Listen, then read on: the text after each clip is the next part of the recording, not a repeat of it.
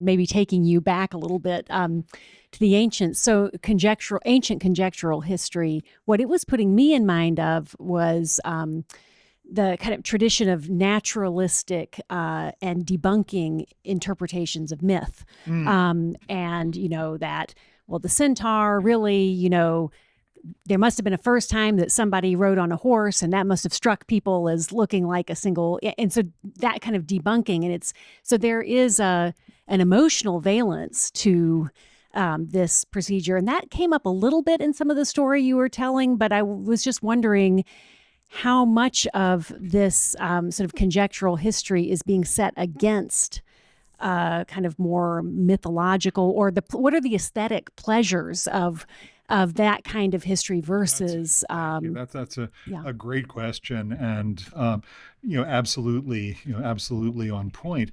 And I think that you know some euhemerism, is often a sort of very rationalizing kind of, how could you be stupid enough to think that, these things happened in the literal form?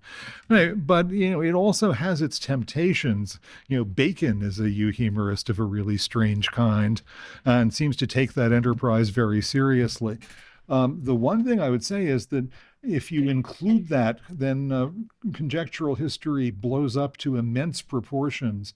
If you know the wonderful book of Colin Kidd, The World of Mr. Casaubon, there was not a parsonage in England in the late 18th and early 19th century where the vicar wasn't writing Mr. Casaubon's Trageda or Mythologies.